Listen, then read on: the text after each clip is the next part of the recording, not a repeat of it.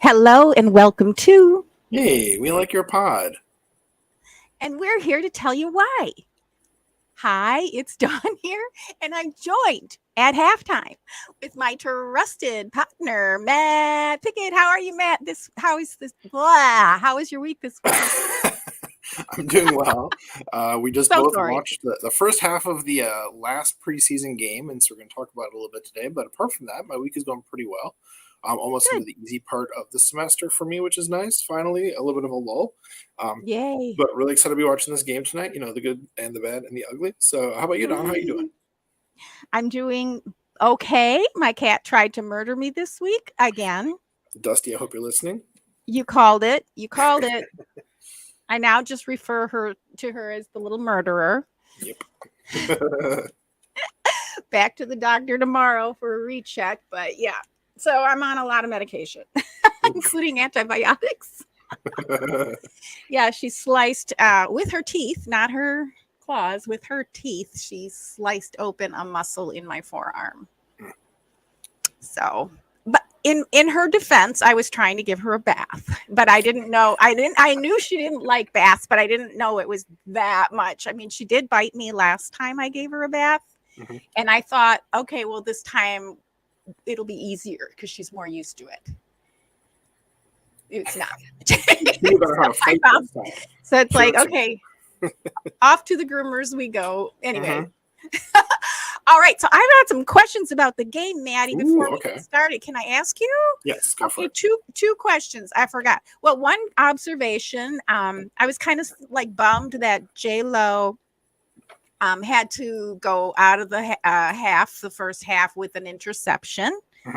But on the second hand, I'm thinking, because I've learned some things here and there, that maybe it wasn't the worst thing because there weren't that many seconds left in the half. Sure. So it was very unlikely, even with the interception, that they would have scored, and that was the case. And it was kind of an iffy thing if Packers could have scored. So what did you think about that?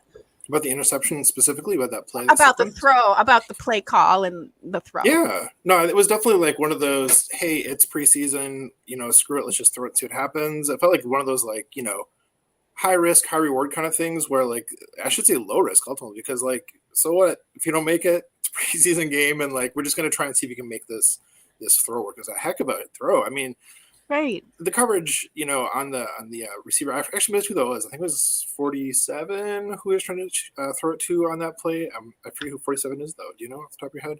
I can't remember, but I can find out real quick while you're talking. Okay, that sounds good. So, it looked like it just would have been a super hard thing to catch, given there were like two receivers right by that particular number 47, I think so it was. And But yeah, I mean, given the circumstances, like how many throws do you get? There's a guy down there. Let's go for it. The fact that it was intercepted, like, is going to look bad in the stat line, but it was still a really great throw. And I just think that the way he's ripping off those long throws is, I think, one of the most impressive, improvements he's made that we're seeing in this preseason, and even from game to game over the course of the preseason, seeing like I'm getting more confident and better with them. It's really cool to see it. It's not like I want him to be our quarterback this season or maybe even next season. No. Right. But like the progress he's making is extremely encouraging. I gotta say, I've just really been enjoying, watching these preseason games for a lot of reasons, but a big one is for seeing Jordan Love, continue to ascend. It's been really great. Yeah. And I don't even think there was nothing to lose because it's a preseason game, but just because the few seconds there were only like 7 seconds left in the game. Yeah. So I mean, not in the game, in the half. So, yeah. So, number 47 is our Elise Mack. Oh, okay. That's who's smart, too. Hopefully, I'm pronouncing that correctly, but I think so. Yeah. I'm not positive. I haven't done the deep dive on that one like I, did back in the Yosh Nyman or like with this season with Kingsley and Negbara. Folks. And not Enegbare. Not Enegbare. Right. Anyhow, so I haven't learned his name pronunciation yet. We'll say. Yeah, and as soon as they have the final roster, I'm gonna make sure I have all the pronunciations on our bingo guide and stuff too, because I want to say it helps me learn. Okay, and then the other thing was, let's see, what was it? Matt LaFleur challenged that one touchdown where it was 1 yard and it was really close, but there was one before that was called at the 1 yard line in the same series, and I thought that one was the one to call, and I thought, oh, he's not calling it because it's preseason. That one looked close to me. I mean, I always think throwing a challenge flag in preseason is kind of like okay, like so I was kind of annoyed that he did that. Right, like, I know. I feel like the television copy, like the playback was like, okay, no, he didn't make that one. They're all so close. It's really hard to say for sure, but yeah, I don't know, Don. It's a tough call. Yeah, and then wasn't that hitting a defenseless player on the kicker? On the kicker, that should have been like assaulting the kicker is what it should have been, but they just called it what right. Like, it was like the lesser penalty, whatever the one is called, like right. Getting up on the kicker's face is like what it is. That was undercalled for sure. That was, I thought so too aggressive, even for preseason. Exactly, and I haven't even heard of that call before, whatever they called it. I can't remember what they called it, but I was like, I've never heard of that before. And even the announcers at that point, I switched over to the national broadcast for about 2 minutes, the last 2 minutes. And they were like, okay, whatever that was. And you could tell they were kind of like, they didn't say it because they're Kansas City people, but wow, I thought that was kind of rude. Well, yeah, I think they're looking good, and Jordan's looking good. He has his composure, as he's well known for, but the defense is looking pretty strong. I hope they can keep protecting him.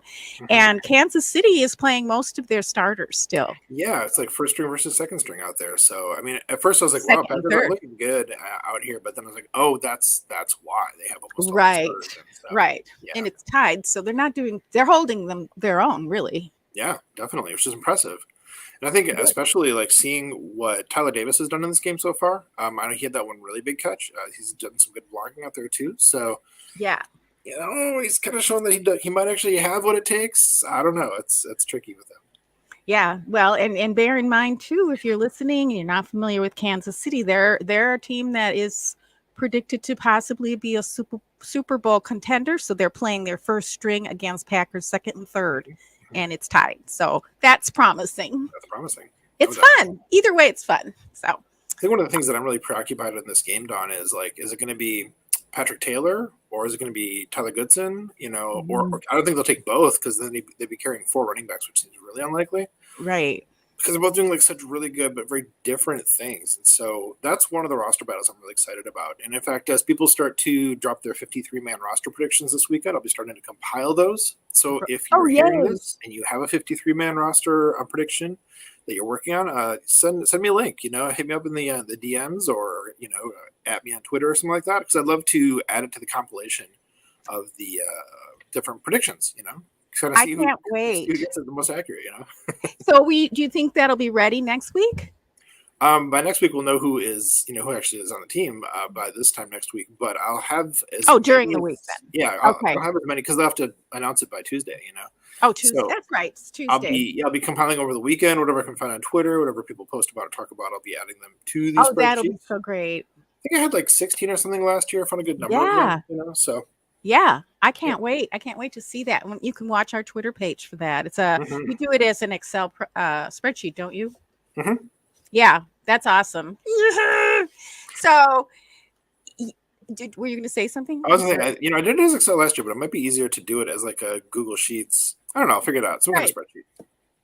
Right. Google Sheets is great. I mean, it's like Excel, and you could, if you did it in Excel, you could just throw it into Sheets too. Which is what I'm thinking, because I'm like very proficient with Excel and just use Sheets when I have to. So something like that. Yeah, maybe. All right. They're almost identical, but Google Sheets isn't quite as powerful. Right. So it's more of a but it's For most people, it's okay. It's easier to share stuff on it, definitely, I'd say. Yeah, it's very helpful. Well, very, very cool. Let's see. I think that's it for our introductions. And we don't normally start chatting right away, but we're so excited. And it's halftime, and we're going to be watching a little bit of the game together. So why don't we It's started back up again, actually. Sorry, Don. Are we going? So, wow. Yeah. Okay, well, let's rip through our superlatives. You want to rip through fast today? So yeah. Okay, do you want to go? You go back and forth, or do you want to just do one at a time? Let's just do them all, and then I'll do mine all. It'll probably go faster. All right, so my three are pretty short, each of them by design, because I knew we'd want to do kind of a quicker podcast this week. That's right. My first one is, now what did I call it? That's the only thing, right? So it was definitely all three short things. I'm vamping here myself now. So the first one is best quote. This was Clayton Bailey, who does the Packers Total Access on the Packernet Podcast Network. And this was a great episode. He did another one of these Chalk Talk episodes where he's like breaking down like a play and kind of talking through it, which I think apart from like the insight he brings to it, what I really enjoy about it is that it's hard to talk about this stuff without seeing it, And so he's trying to like just like describe it kind of with words. You have to kind of picture it, but he does a really good job of it, which is impressive. But he's talking through this stuff and he said, because of how complicated the play was and like how the offense did these different things at the same time, giving Jordan Love a lot of different outlets to throw the ball. He said the offense or the defense didn't. You guys remember this? I posted it just a bit before the game. The defense didn't know whether to go blind or take a crap. And the other people on the broadcast or like on the pod just started cracking up because what? Go blind or take a crap. That I believe is what Clayton Bailey said on the podcast. It killed me. I was driving down the road having to go to school. I was laughing like an idiot driving to work. It was amazing. So thank you, Clayton, for that moment. And a really great podcast too. That was a good one. So best quote, Clayton Bailey. Next one, tastiest idea, going to a friend of the show, Sarah Kelleher. They were talking about pumpkin stuff. They talk about food, of course, on the Wednesday Pack a Day podcast. Right. Always talking about food. And so she was talking about one thing she likes to do is take a pumpkin muffin. And she's talked about pumpkin muffins from Publix before. She lives in Florida. So I'm assuming these were those were probably the ones she was talking about. Taking a pumpkin muffin, cutting it in half and putting vanilla ice cream kind of like right there with it. Like I was like, I need that right now. And as I'm making dinner, I was like, I just cut to dessert. But yeah, that sounds so good, Sarah. That sounds great. I've been known to put cream cheese in my pumpkin muffins or pumpkin bread. It's another option. Pumpkin fan, Dawn? You like the pumpkin spice? Oh, pumpkin me everything. Me too. I love pumpkin. When Dusty was replying about pumpkin stuff, he was basically like, pumpkin spice all year, no limits, no ends. I was like, yes, Dusty gets it. There's we have strawberry fields here, but then when the strawberries are done, they plant pumpkins. And so there's a humongous pumpkin field right out my back here.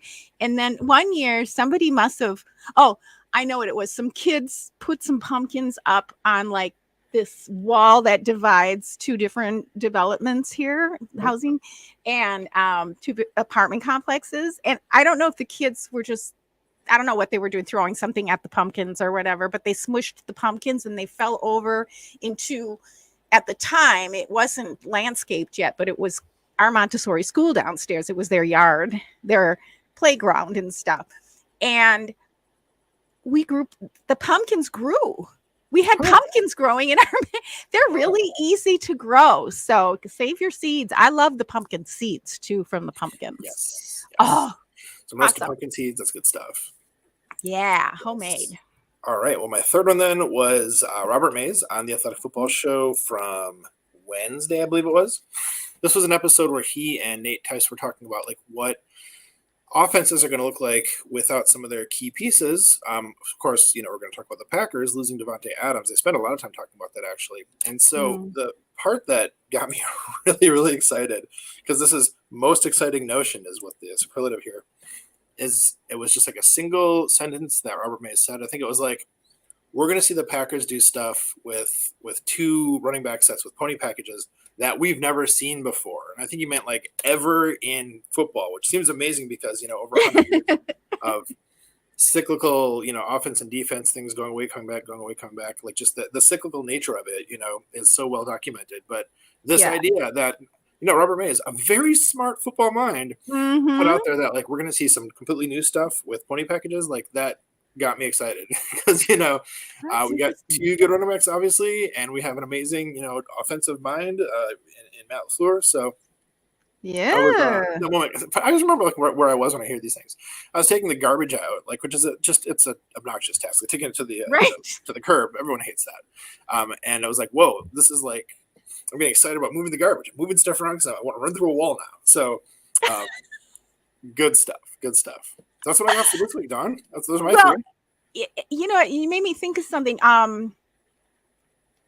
Friend of the show, Maggie Loney, made a fun tweet about pony packages. She's going on. She's kind of like got a thread going about pony packages and little puns and stuff. But by the way, while we were chatting or while you were doing your superlatives, Kansas City came out and scored right away. So it's 10-17. Okay, so all right. Well, we're gonna get to the game in a sec. Okay, so what I have for y'all is, and I'm saying y'all because I've been listening to this podcast they're covering this legal mess down in South Carolina. So I'm listening to these Southern people. So I'm picking up on their drawl. Okay, but nothing, I'm not going to mention them as superlative. We're sticking with football tonight.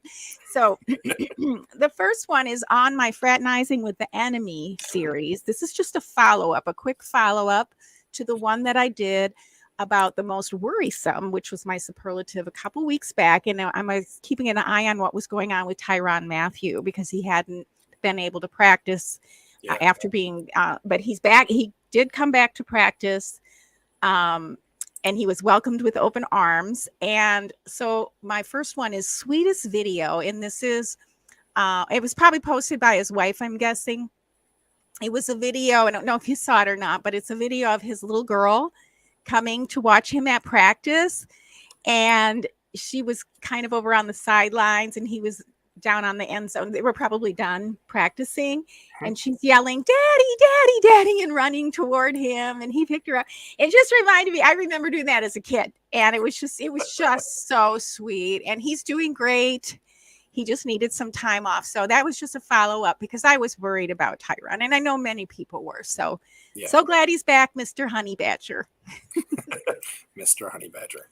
That is adorable. I need to find that because obviously, dads and kids, especially, daughters, obviously that's right in my heart. So I'll find that. I'll show notes. I can get in the show notes. It'll be in the show notes, so you don't have to. It'll be right there for you to enjoy. Biggest understatement goes to Chris Rose and Joe Thomas. I'm not sure which one said it, but they were announcing Sunday night's Eagles versus the Browns game, and I really wasn't going to watch that game, but whatever, I did.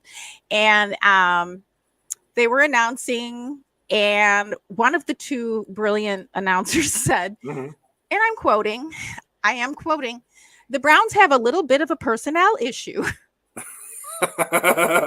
And is that right? A little bit, huh? Like, oh, did you know that? Okay, so biggest understatement goes to one of those 2. I can see Joe Thomas saying that. He's funny. He has kind of a dry sense of humor, but he's actually really funny. Yeah, I couldn't tell if it was supposed to be funny or just they weren't actually talking about the quarterback. They were talking about another position. Right.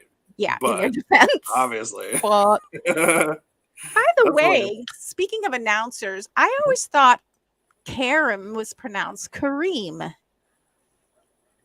Kareem. Yep. Yeah. Did you know? I knew that, yeah.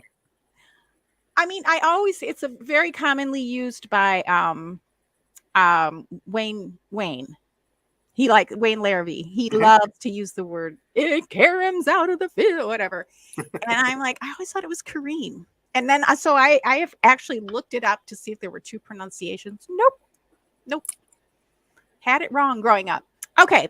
Last one is best reminder to be kinder. Ooh. And again, there'll be links. There'll be a link for this one too. I'm not going to go into it. The headline was Rams fan charged in SoFi Stadium assault that left 49ers fan in a coma. Oh my goodness, what? He was due in court, yeah. And I'm going to just quote from a YouTube commenter. Yeah, it's a thing. I vaguely remember hearing something about it, and just he was due in court, so it came up. Because I watch legal stuff, it tends to end up in my feed. So, interesting YouTube comment. And I'm quoting here again. While the Rams and the 49ers were out on the field earning millions for playing a game, grown men who spent hundreds on a replica jerseys of other grown men were basically killing each other over something they have no control over. Well said, YouTube commenter. Yeah. And I just wanted to say, because we are active online, that words can easily escalate. I mean, if you're constantly focusing on negative things online, instead of just finding the joy out of your sport or whatever you're into, and you're just looking to condemn, it can really, if you're focusing on that thing over and over and over, it could end up leading to, physically acting upon that. Getting, and I don't know anything about this case. I heard a lot of comments, commentary and other articles where, and I didn't look at in real deeply, so it's just headlines, that the gentleman who hit the guy who ended up in the coma, actually he was attacked and he only hit him once. It just hit him the right way and he ran because he was so scared, that kind of thing. But he was surrounded by other 49ers fans. So I don't know what happened. I'm not weighing in on any of that. I'm just saying, obviously that shouldn't have happened. And it starts with what we focus on in our minds when we're using words, before it becomes physical. So yeah, we should be reminder to be kinder. That's it. That's my 3 superlatives, Maddie. I like those. Thank you. Yeah, be kinder. I mean, that kind of makes me think of what John Meerdink was saying last week when he was with us about how family comes before football. Which obviously we're not talking about a family thing here, but just the idea that football isn't the most important thing. And so yeah, if you're getting to a fight in the stands about it, what are you doing? I mean, this is supposed to be fun. So right, just ridiculous. Right. All right. So should we peek in on the game? See what's happening? Yeah. Are you watching? I have it kind of on the side here. Yeah.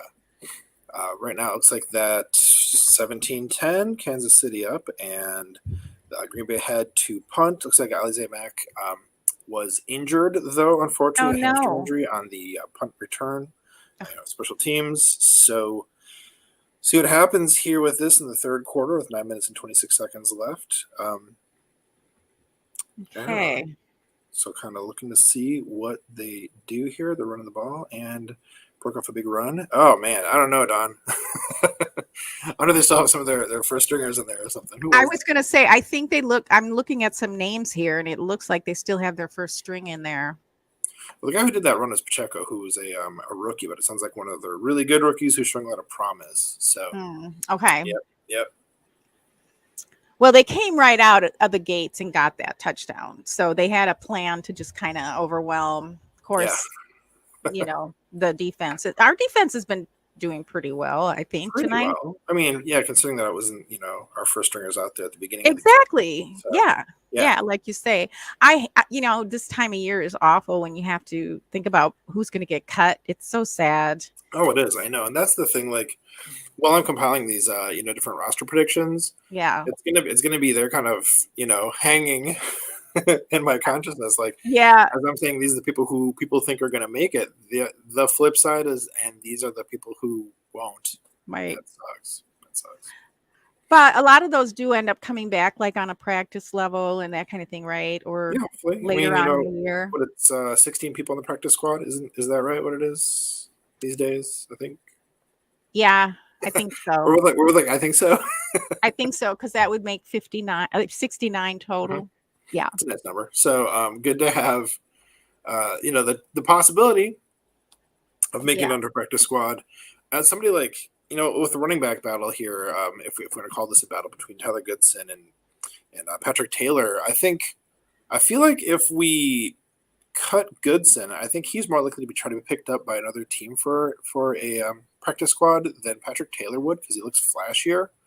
Yeah. But I want to keep them both in the building for sure. So I don't know if it's more strategic to actually cut Patrick Taylor instead. Right. And Matt,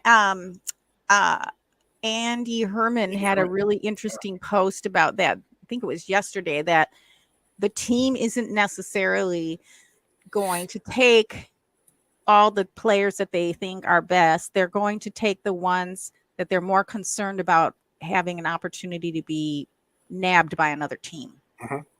So that's the strategy there. And so, yeah, while a lot of people will explode because why didn't they keep this other person? That's the thinking. So to your point there on Goodson and Tyler. Yeah. It's there's a lot of gamesmanship. There's a lot of strategy that goes into that for sure. So I think it's one of the sort of, when you're making those 53-man roster predictions, that's one of the sort of special, I don't know what I'm trying to say, special tricks isn't the right word, but I keep thinking that. It's one of those things to keep in mind, that it's not necessarily, like you said, it's like Andy said, like you said, not the 53 best, but it's the most strategic 53 for a number of different reasons. Right, because they can get these other guys back possibly other ways. And it's more the business decisions, and not necessarily the playing and the team decisions that way. It's a whole a lot of chess goes into that. A lot of chess playing. Yeah. And on top of that, we get to watch the preseason games, and we get a little bit of stuff from the practices, and just thank yous, so many thank yous to all the beat reporters who are commuting constantly, through the practices, from Andy Herman and Wes Hockowitz, Mike Spofford, of course Matt Schneidman, Bill Huber, Rob Demoski, and people I'm forgetting. All the work they put into that is so helpful and so wonderful, but there's still so much that we don't see that the coaches and the personnel department are looking at when they're making these predictions. So yes, I think that's one of the things I noticed last year when I compiled all these predictions. It's just there were certain ones that everybody thought were a lock that didn't happen, and you're confused. You're like, how does this person not make it? But there's a lot of stuff we're only seeing through a keyhole. What the room looks like, versus the coaches and the personnel people. They're in the room, so things to remember. We don't know more than they do. No, and they don't want to put everything out there. Oh, they just held them on a third. I think they've got a fourth. Yay! They had 3rd and 2, but they stopped them. Yeah, you're just a second ahead of me then. So yep. Oh, nice. Somebody is slow getting up there. Yeah. Won't be surprise me because that was a lot of people in a small amount of space there. Well, Don, should we get to the end here? Do you think? Should we wrap it up? It is an interest. Let's see what they do with this one play. Yeah. They're going to go for it. 4th and 1. So they did make a stop. Okay. 4th and 1. We're in the 3rd quarter. 4:48 to go. Packers Chiefs at Kansas City. I think we're going to see something with Jack Heflin. That's my guess here. Oh, he got him. Look at that. 96. You're is that Heflin? You're 20 seconds ahead of me. So. Yep. Oh, sorry. No, that's right. No. That's cool. Right. Whoa! I forgot that tweet. That was Jack Heflin. Oh, damn. He blew through the entire line. It was like, bah! Oh, yay! That's a highlight. That was was great. You see the replay on this. He just blows through that line like there's nobody even there. That was crazy. Knocks that he guy. He just mushed them. They've had enough. They've had enough of this first string Kansas City team. Garbage can full of dirt. Enough. We don't care if you're first string. We're going for it. That was sweet. I like that. I like that a lot. That's good. All right, let's wrap it up during the commercial break, Maddie. All right. Oh, Dawn, you're the best. Let me see here. So, friends, of course, you'll find links in our show description for everyone we mentioned, so please check it out. Also, we'd love to have a chance to interview you and shout you out if you're a subscriber and a football fan. If you'd like to nominate someone to be a guest on our podcast, please let us know. Our DMs are open on all the social platforms. And folks, when you subscribe to our podcast, you help us keep spreading the love in our community. The best way to help this podcast grow is by sharing it with your friends and family. Yes, that's right, Maddie. And a hello to Joey the Jaguar, who's commenting on our stream. Thank you for joining us. Yeah, I just put it up on the screen here. I just noticed. Sorry, Joey, I'm a little behind. I've got my hand and my eyes in 10 different places tonight. Yes, Maddie, that's right. We love you and we love you, Joey. Thank you for joining us. Yeah. We're so glad to know you, to be fans of you, and to be fans of the most story team in the NFL. We appreciate your support, your subscriptions. And we look forward to seeing you next week on the last episode of the first season of Hey, We Like Your Pod. It's almost the second season. I know. Bye.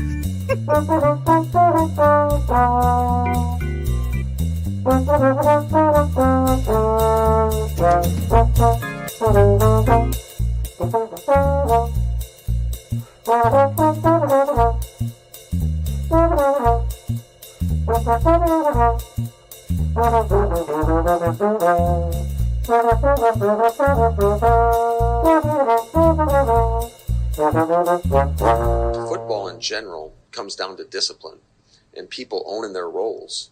And when you aren't disciplined or you go outside the scheme, bad stuff happens.